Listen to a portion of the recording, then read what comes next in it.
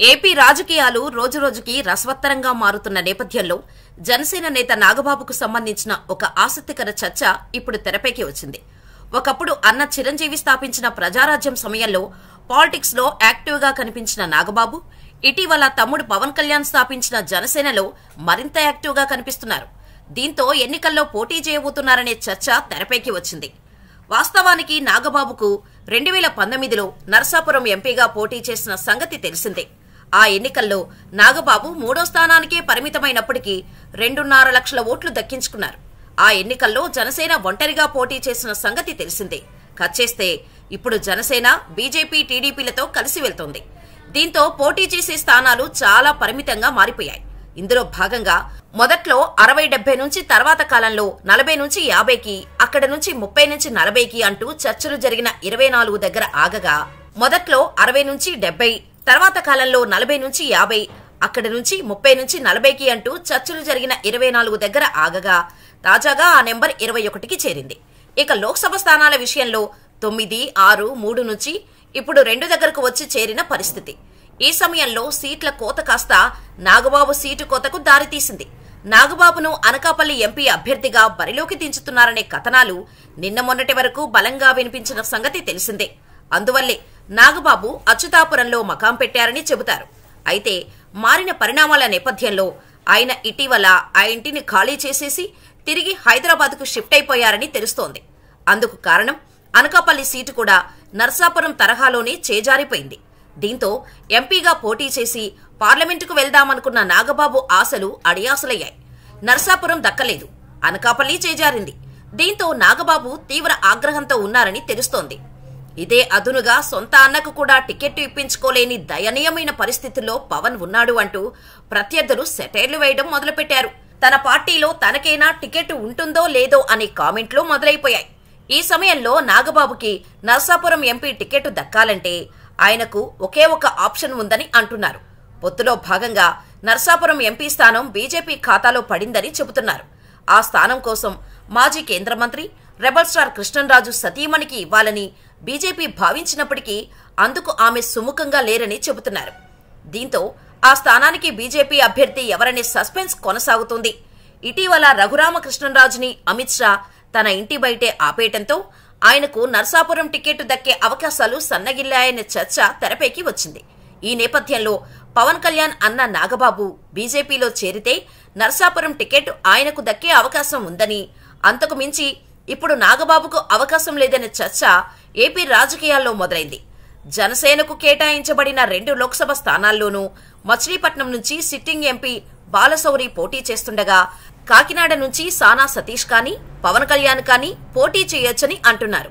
ఈ నేపథ్యంలో నాగబాబు బీజేపీ కండువా కప్పుకుంటే వెంటనే ఆయనకు నర్సాపురం ఎంపీ టికెట్ దక్కే అవకాశాలు పుష్కలంగా ఉన్నాయని అంటున్నారు. మరి వస్తున్న ఊహాగానాలు, జరుగుతున్న చర్చలకు తగ్గట్టుగానే నాగబాబు బీజేపీలో చేరతారా, లేక జనసేన రాజకీయాలు పూర్తిగా తమ్ముడికే వదిలేసి సైలెంట్ అయిపోయి ట్విట్టర్కే పరిమితమైపోతారా అన్నది వేచి చూడాలి. పట్టున్న పవన్ కంటే బలం లేని బీజేపీ బెటర్ అంటున్నారు రాజకీయ విశ్లేషకులు. ఇప్పుడు ఏపీ రాజకీయాల్లో ఎక్కడ విన్నా ఇదే చర్చ. అసలు బలం లేని బీజేపీ మాత్రం పట్టుబట్టి 10 అసెంబ్లీ స్థానాలను దక్కించుకుంది. 6 పార్లమెంటు నియోజకవర్గాల్లో పోటీ చేయడానికి సిద్ధమైంది. బెట్టు చేసి మరీ పంతాన్ని నెగ్గించుకుంది. అవసరం ఇద్దరికీ ఉంది. కానీ ఎక్కువ అవసరం తమకన్నా మీకే అన్న సంకేతాలను భారతీయ జనతా పార్టీ నాయకత్వం బలంగా పంపగలిగింది.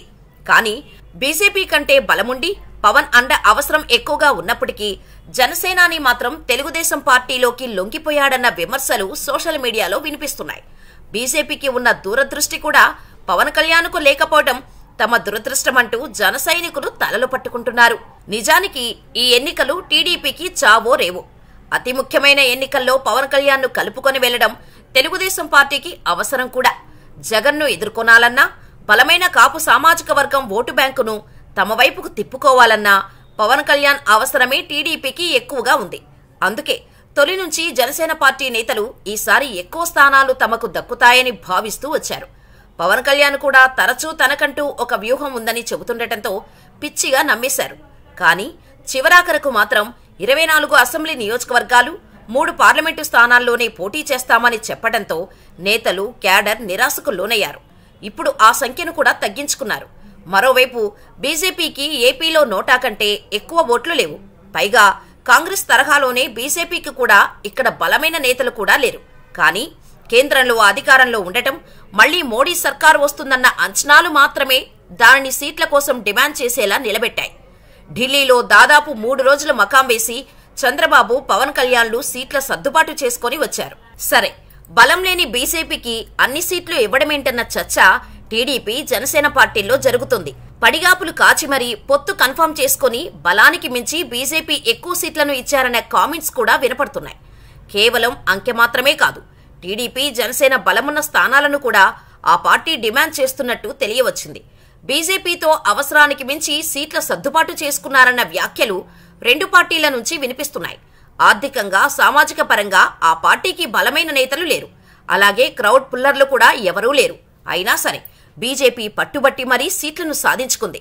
కానీ పవన్ కళ్యాణ్ మాత్రం తన అవసరం టీడీపీకి ఉన్నా బలమైన ఓటు బ్యాంకును భుజాన పెట్టుకుని ఉన్నప్పటికీ కనీస స్థానాలను సాధించడంలో విఫలమయ్యారన్నది వాస్తవం.